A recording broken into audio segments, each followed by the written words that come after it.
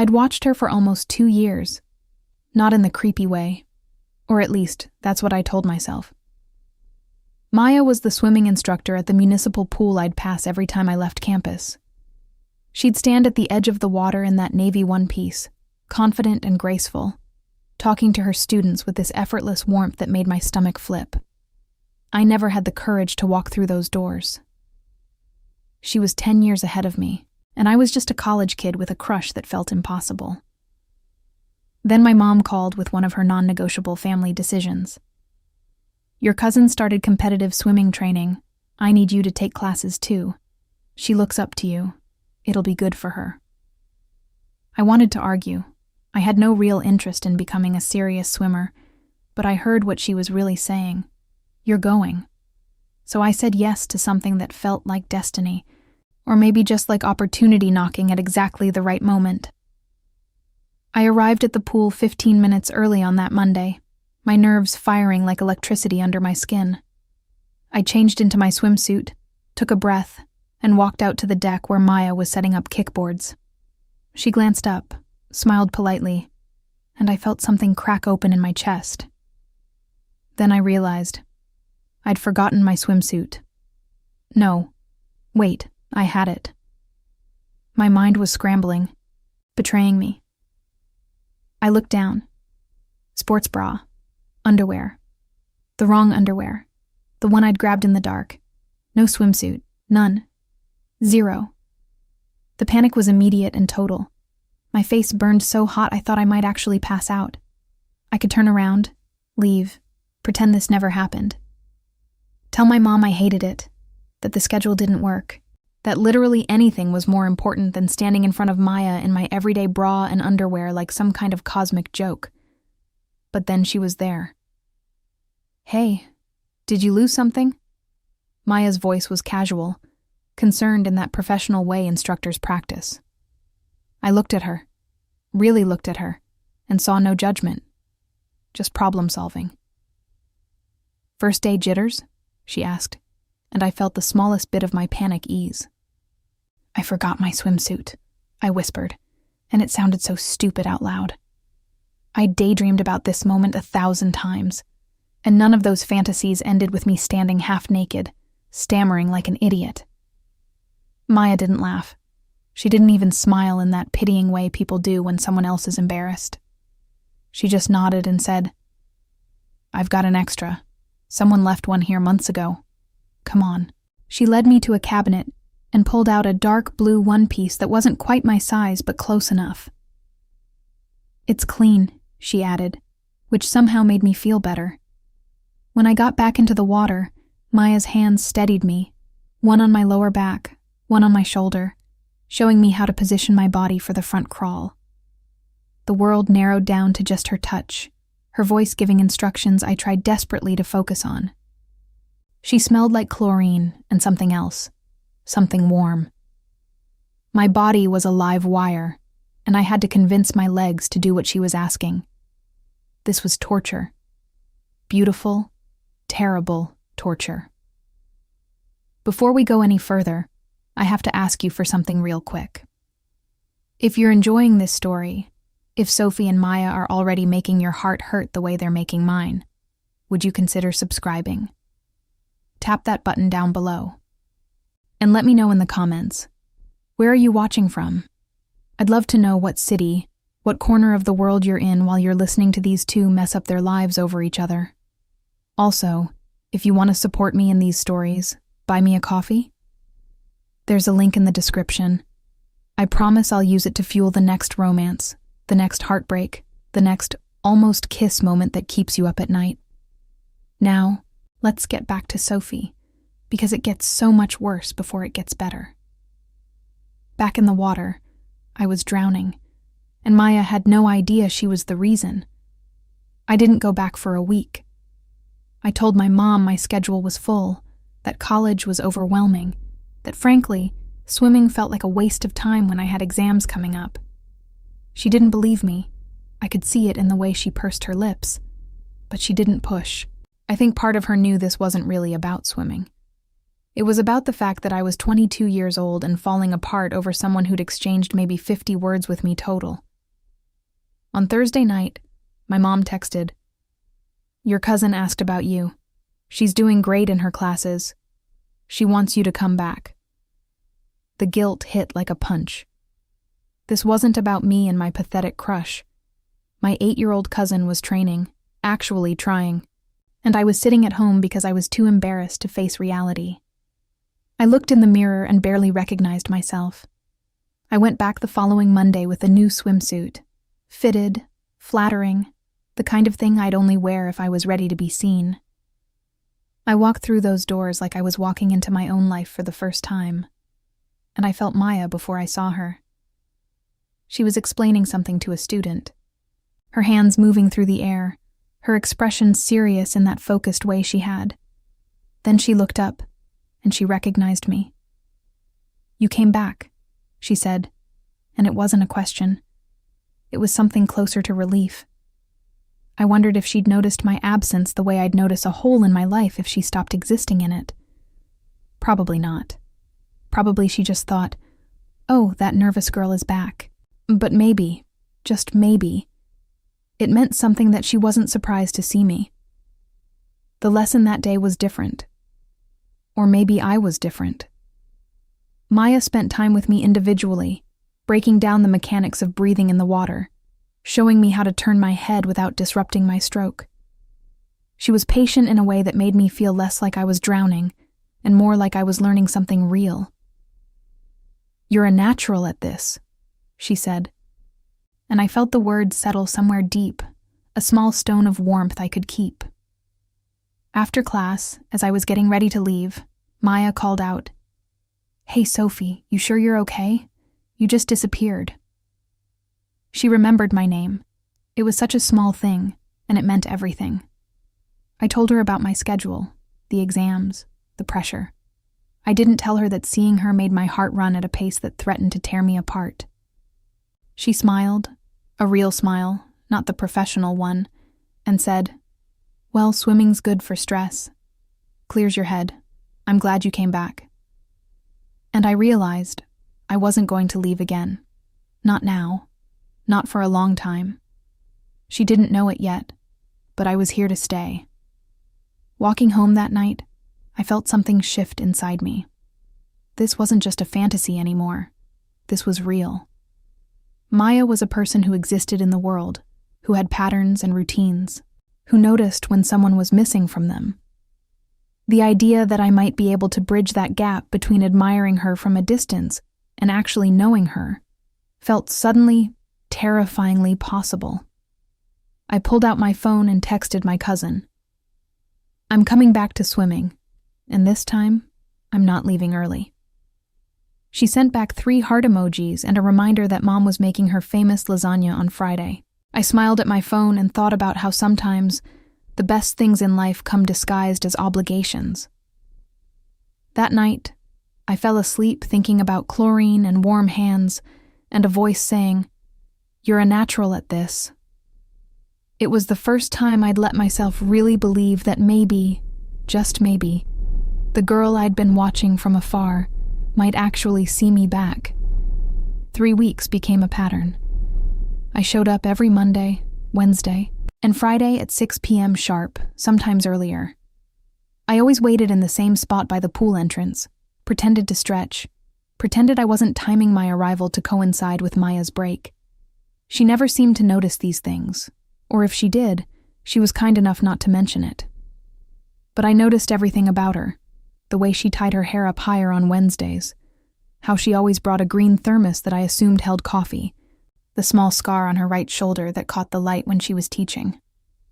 One afternoon, Maya pulled me aside. "You're improving really quickly," she said, and there was something in her voice that wasn't just teacher to student. It was curiosity. Like, suspiciously quickly. "Did you do this before?" I shook my head, and she frowned slightly, confused. "That's impressive, then. Most beginners have different struggles." I wanted to tell her that improvement was easy when the motivation was standing right in front of you, but instead, I just shrugged and said something forgettable about good genes. We started talking after class. First, It was just about technique. She'd offer corrections, I'd ask questions. But slowly, it expanded. I asked her why she loved teaching swimming. She told me about trying to compete professionally, about an injury that ended that dream, about how she'd found peace in the water on her own terms. There was grief in her voice when she said it, but also acceptance. I heard myself say, "That's brave, choosing a different kind of love for something." And she looked at me like she was seeing me for the first time. "How old are you?" she asked suddenly. I told her 22. She nodded slowly, and something flickered across her face. Calculation. Maybe. Reassessment. "You're smart for your age," she said, and I wanted to ask if that mattered. Instead, I said nothing, and she turned away to stack the kickboards. Another day, she made a joke about how terrible she was at land sports, how the only place she felt coordinated was in water. I laughed, and she looked surprised by the sound of my laugh, like she hadn't expected it to be real. We talked about books. She was reading something I'd recommended based on a random comment I'd made, and she said, "You have good taste, in books and in everything else, I bet." My entire nervous system short-circuited. She was complimenting my taste. One Friday, I saw her at the grocery store. She was in the cereal aisle, holding 2 boxes like she was legitimately considering choosing between them. She looked so ordinary. Jean shorts, a t-shirt with a small stain near the collar, her hair in a messy bun. And I realized that the woman I'd idealized in my head was just a person who agonized over cereal choices, a person who wasn't perfect, but was perfect in that real human way that mattered so much more. She knocked over a carton of eggs while reaching for something on the top shelf. I watched it fall, watched her face go red, watched her bend down to start cleaning it up. Without thinking, I moved toward her, helping her gather the broken shells. "These are my arch nemesis," she said, laughing at herself. "I can navigate a pool blind, but put me in a regular store and I'm a disaster." I told her everyone was like that it was actually endearing. She looked at me like I'd just given her a gift. Walking back to the pool with her that day, she was heading to the facility. I was leaving. She asked about my plans. I told her I was thinking about studying abroad after graduation, that I didn't know where yet, but I wanted to see the world. "You should," she said. "You seem like someone who's meant to go on adventures. Don't let anyone convince you otherwise." I promised myself I'd never forget the way she said it, like she genuinely believed in me. By the end of the 4th week, I understood something fundamental. I wasn't just attracted to Maya. I was learning to love her. Not the fantasy version I'd constructed in my head, but the real one. The one who made jokes, who sometimes didn't have it figured out, who looked at me like maybe she was starting to wonder who I was underneath the nervousness, the terrifying part. I was starting to believe that maybe, just maybe, she was wondering too. My cousin stopped coming to swimming lessons after 3 weeks. When I asked why, she said it wasn't for her, that she'd rather do volleyball instead. I should have been relieved. The original obligation was fulfilled. Instead, I felt a small panic. If I quit now, I'd have no legitimate reason to be at the pool. But I didn't quit. I kept showing up, and when my mom asked why, I invented increasingly elaborate excuses. Stress relief, fitness goals. It was important for my health. None of it was technically a lie, though the real reason was much simpler. I couldn't stop going. The more time I spent around Maya, the more I realized how different the real version was from the fantasy I'd constructed. Real Maya was clumsy in ways that somehow made her more attractive. She burned her hand once on a thermos lid and complained about it for an entire week, like it was a mortal wound. She had a habit of biting her thumbnail when she was thinking hard about something. She used the word absolutely way too much when she was excited about anything. One day in early November, I saw her at the supermarket with a friend. I wasn't stalking. I was genuinely just getting groceries. but there they were in the coffee aisle. I froze, debating whether to pretend I hadn't seen them. Before I could decide, Maya spotted me. "Hey, Sophie!" she called out, and her friend turned to look. Maya introduced us. "This is Tara. Tara, Sophie's one of my students. She's actually pretty incredible for a beginner." I felt myself blush at the unexpected compliment. Tara raised an eyebrow, not unkindly, just assessing. They were debating coffee brands. Maya was arguing passionately for something called Sunrise Blend, while Tara insisted that was just marketing. "It's literally the same beans," Tara was saying. Maya threw her hands up in theatrical defeat and said, "You're ruining my delusions, Tara. Let me have this." The light caught her face when she laughed, and I realized I was staring. I excused myself to grab my groceries, but Maya stopped me. "Have you ever tried this brand?" she asked, holding up a bag of coffee. I said I wasn't really a coffee person. "Oh no," she said dramatically. "We need to fix that. College student, no coffee? That's against regulations." She was joking, but there was something underneath it, a genuine interest in helping me discover something she loved. As I was leaving the store, Maya caught up with me in the parking lot. She'd apparently ditched Tara to do so, which meant something. I tried not to overthink what. "I meant it, by the way," she said. "You're actually really good at swimming, and I don't say that to just anyone.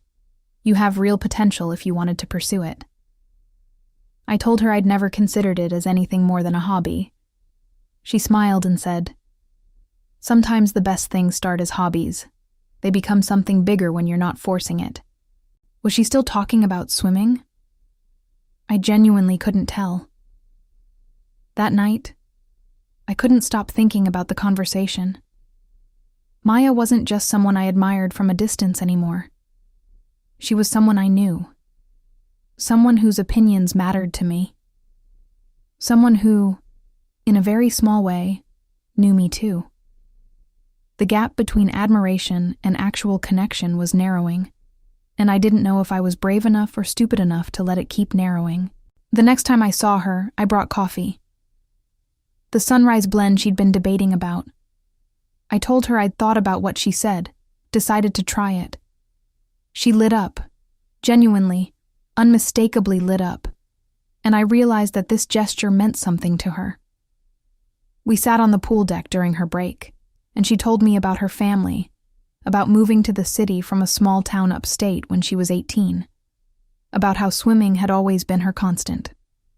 I told her about my family, my plans, my fears about what came after graduation. She listened the way people listen when they actually care about hearing the answer. She didn't interrupt or offer unsolicited advice. She just witnessed me. And when I was done, she said, "You're going to be okay, Sophie. Better than okay. You're the kind of person who builds her own path."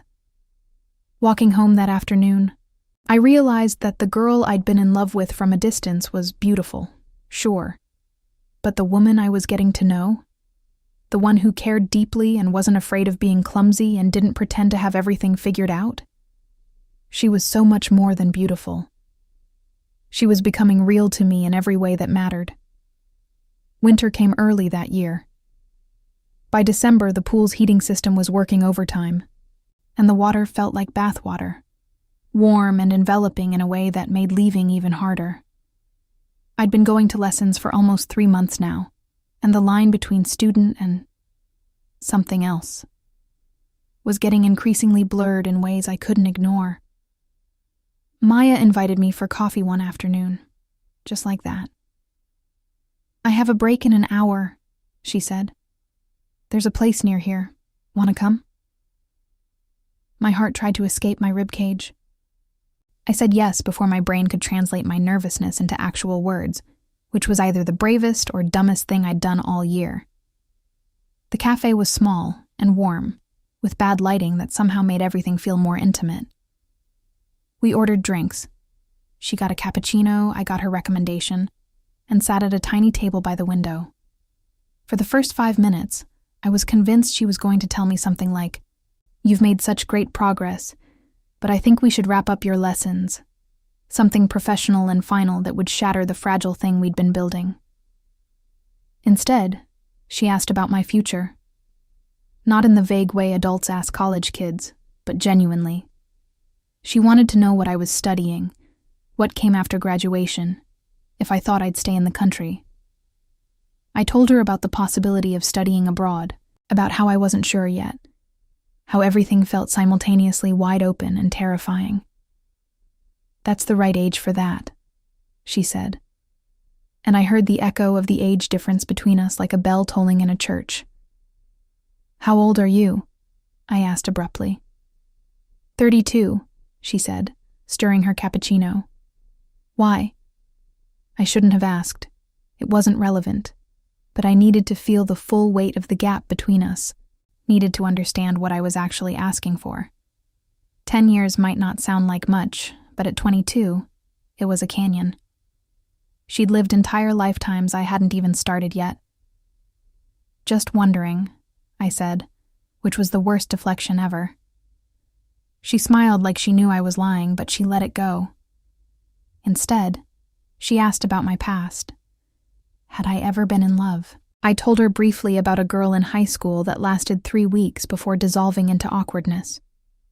Maya made a sympathetic face and said, "First heartbreaks are brutal, but you'll get better at loving people. You're the kind of person who loves deeply." I wanted to ask her how she knew that, wanted to ask if she'd ever loved someone deeply, if it had ended badly. But before I could, she said something that changed the entire trajectory of the conversation. "Have you ever thought about competing? Like actually pursuing swimming seriously?" I shook my head. "You could," she continued.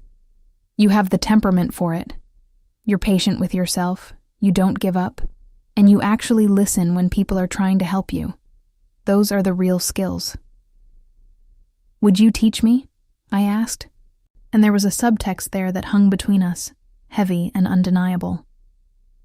Maya stirred her coffee slowly. "I could," she said carefully. "If you wanted that." The conditional felt significant, like she was offering something beyond swimming instruction, but couldn't quite name it. Walking back to the pool, we were quiet. The silence wasn't uncomfortable, but it was charged with something I couldn't identify. When we reached the entrance, Maya stopped and turned to face me fully. "Sophie," she said, and her voice was different, careful, measured. "I like you, as a person. I think you're remarkable, but I need you to understand that I'm your teacher, and you're my student, and we need to be careful about that." My stomach dropped and soared simultaneously. She'd acknowledged the feeling. It was real, and she was trying to protect something by creating distance. "I understand," I said, though part of me didn't want to. I understood perfectly well that she held a position of authority over me as my instructor, and that crossing that line would be wrong. I just hated it. But I said the words she needed to hear, because even in my heartbreak, I respected her enough to acknowledge that what she was protecting mattered. I got sick in the second week of December, a flu that came on fast and hard, the kind that makes your entire body feel like it's been put through a blender. I texted Maya on Monday morning. "Can't make it to class. Sick. Sorry." I wasn't looking for sympathy. I just didn't want her wondering where I was. She replied within minutes. "Get better soon. Rest is important. Let me know if you need anything." The last sentence felt weighted, like she meant it in a way that went beyond the usual teacher-student protocol. By Wednesday, I hadn't improved. If anything, the fever had gotten worse. I was spending entire days on my couch, moving only to drink water or use the bathroom. My mom wanted to take me to the doctor. I insisted I just needed time. What I really needed was to not think about Maya, which was impossible. I kept imagining her in the pool, leading other students through the drills we'd practiced together, and felt something close to despair at the thought that she was probably forgetting about me already. On Thursday evening, there was a knock at my apartment door. I opened it in my college hoodie, hair probably a disaster, and there was Maya, standing at my door with a thermos and what looked like a container of soup. For a moment, I genuinely believed I was hallucinating from fever. "Your address was in the registration form," she said quickly, like she'd practiced explaining this. "My grandmother makes this soup for everything. Fever, heartbreak, existential crisis, you name it. I thought you might need some." She held out the container, and I noticed her hands were a little shaky. Maybe she was nervous about being here. Maybe this crossed some line she'd been trying to maintain. I invited her in, and she sat on my couch with a careful distance between us. Not close enough to catch whatever I had, but not so far that it felt rejecting. We didn't talk much at first. She just sat there while I drank the soup, which was, predictably, incredible. And she made sure I had water, that I was comfortable. It was such a simple act of care, and it destroyed me in the best way. "Why did you come?" I asked. I wasn't being coy. I genuinely wanted to understand what had motivated her to track down my address and bring soup to someone who was, by any reasonable assessment, just a student. She was quiet for a long moment. "Because you matter to me," she said finally. "Not in a professional way. Just, you matter." I felt tears prick my eyes, but I blamed it on the fever. We sat in silence for a while. She asked about my family, my childhood, things we hadn't talked about in the pool. I asked about her, really asked. She told me about her parents, about how her dad had wanted her to go to business school, about the disappointment when she quit competing. She talked about loneliness in a way that suggested she knew it intimately. "But things get better," she said. "You find people who understand you, and that makes it worth it."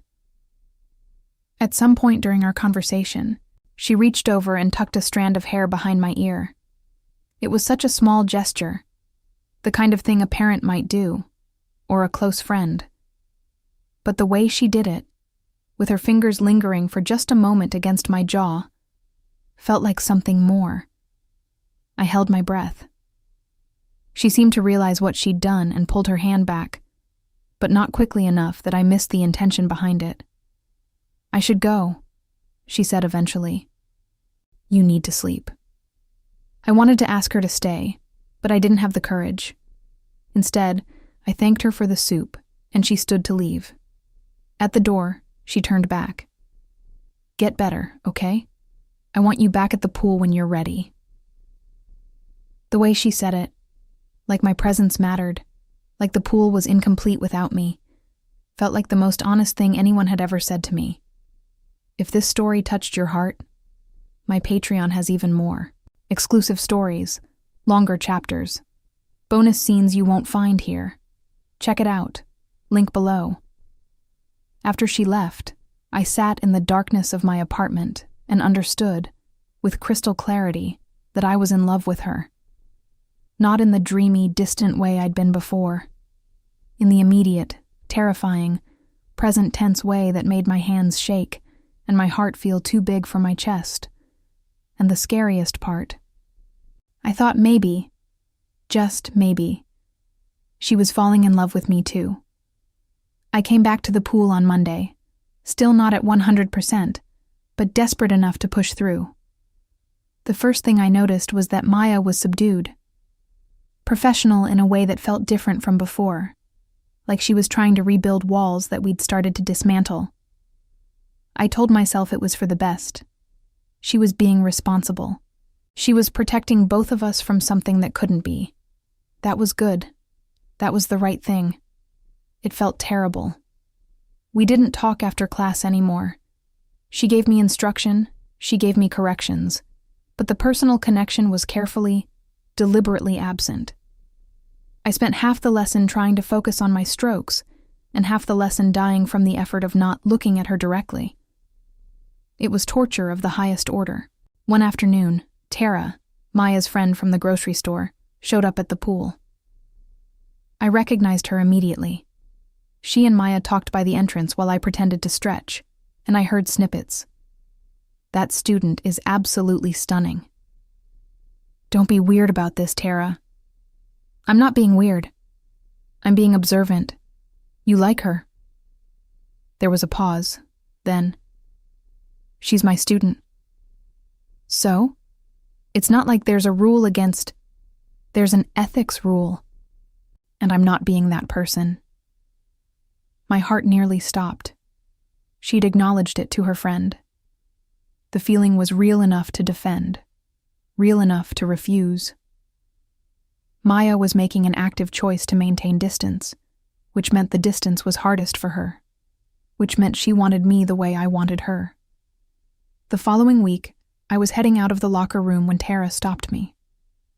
"Hey," she said, surprisingly casual. "I'm Tara. We met at the grocery store, remember?" I nodded, uncertain where this was going. She glanced around, then said quietly, "Maya's my best friend, and I've never seen her like this before, all twisted up about someone. Just so you know, she's not usually this complicated. She just cares. A lot."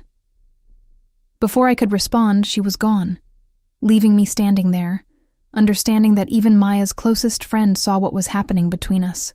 That week, I came to a realization that terrified and freed me at the same time. The problem wasn't that Maya didn't want me. The problem was that she wanted me so much, and she was so aware of her position of authority over me that she couldn't let herself act on it. She was protecting me from her own desires, and as much as I hated it, I respected her for it. A few days later, I overheard her on the phone with Tara in the office. I know she's interested. I'm not blind. But she's my student, and she's 22, and I can't be the person who crosses that line. If anything happens between us, it has to happen on completely different terms. She has to be able to choose me without there being any power dynamic in the way. I realized then that her distance wasn't coldness. It was the deepest form of care. I made a decision that day. I understood finally what I needed to do. The only way forward was to remove myself from her life as a student. She couldn't cross the line. It would violate her ethics, and I respected that too much to ask her to. So I would step away from the pool. I would finish my degree, build a life that belonged to me alone, and become someone who could choose her as an equal, not as an admiring student. That Friday, I withdrew from the swimming classes. I sent Maya an email saying only, "Thank you for everything. I need to focus on other things right now. I hope you understand." I didn't give her a chance to convince me otherwise. I didn't explain. I just removed the obstacle between us because I loved her enough to protect what she valued most: her integrity. The hardest part of loving someone isn't the longing. It's the respect. I didn't go back to the pool after that Friday. I didn't give myself the option. I canceled my classes, deleted the app, avoided the street it was on. It wasn't a punishment. It was a gift. A gift to Maya, and a gift to myself. I was removing the complication so that if there was ever going to be an us, it would be real. It would be clean. The weeks that followed were the loneliest of my life. My friend group noticed something was wrong. I wasn't as present. I wasn't making jokes. I was spending more time staring at my ceiling, contemplating the futility of existence than was probably healthy. When pressed, I made vague excuses about school stress and seasonal depression. None of it was technically a lie. At work, I had a part-time job at a bookstore. I found myself gravitating toward the fiction section, pulling memoirs about love and loss like they were field guides to understanding my own devastation. Nothing helped. Every love story felt like it was laughing at me for thinking I might have one too. My mom called one evening, and I almost made it through the conversation without breaking. But then she said, "Your cousin asked if you were still swimming." And something in me just shattered. I told her everything. in a rush of words that didn't make sense. And she listened. When I finished, she said something I wasn't expecting. Sometimes people are afraid when they love you because they want to do the right thing. Doesn't make it hurt less, but it makes it mean something. The library became my refuge. I'd go there after work and just sit, reading books that had nothing to do with my life because I needed to exist in other people's stories for a while.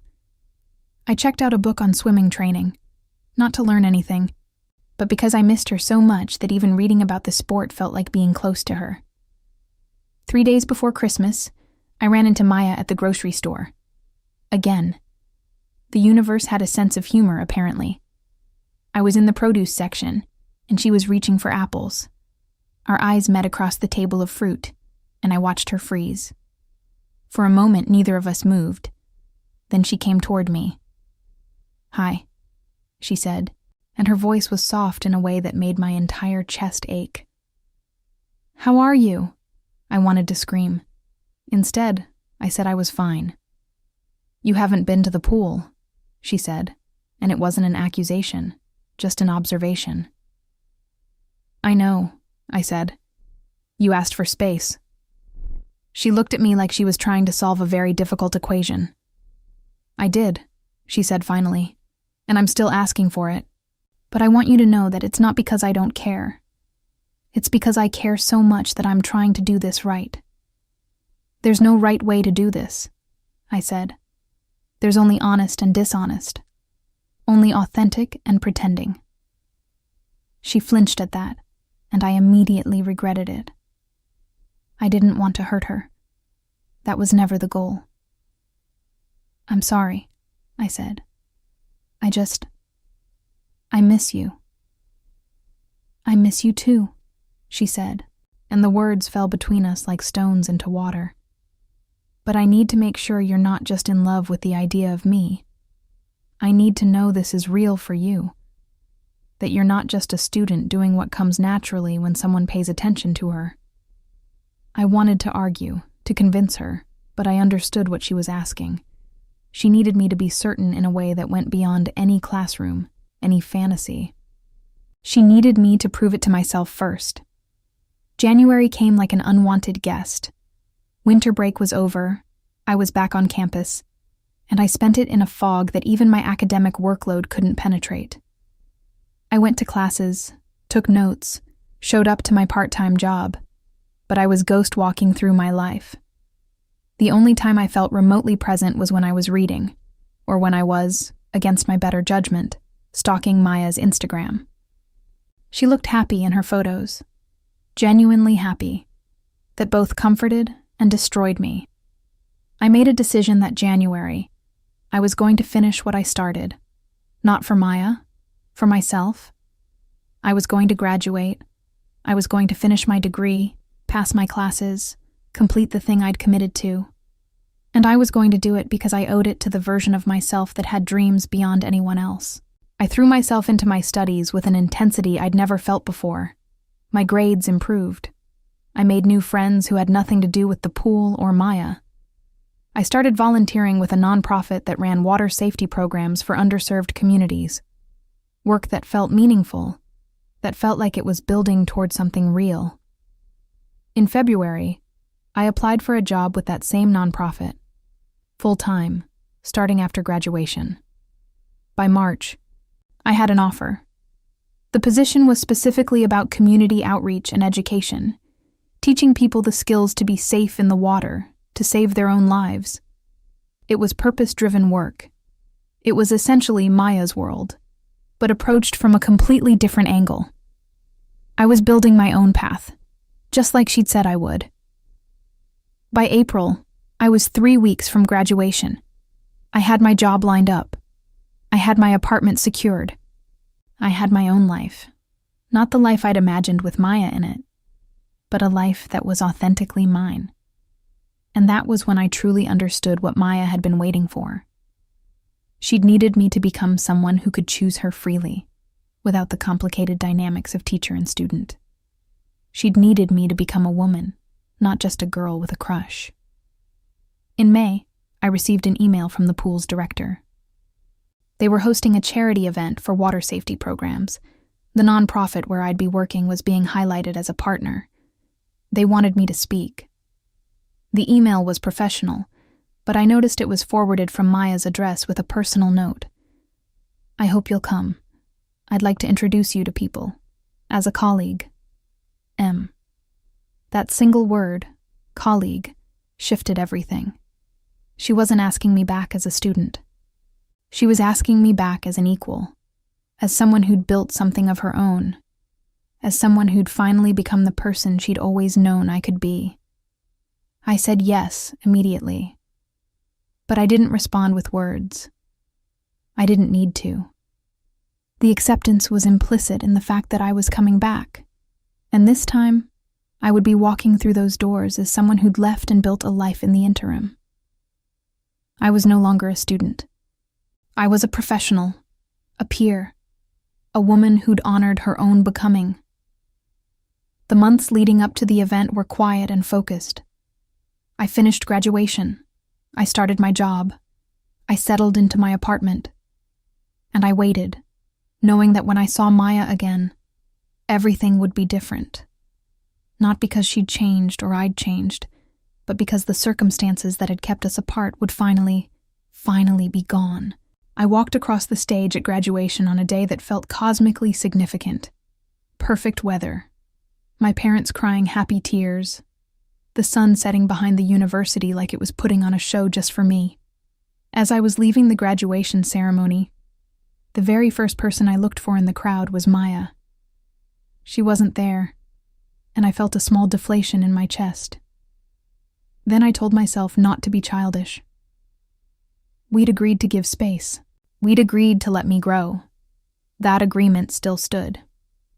The week after graduation, I started my new job. It was exactly what I'd hoped for. Meaningful work, good people, the opportunity to teach water safety in community pools across the city.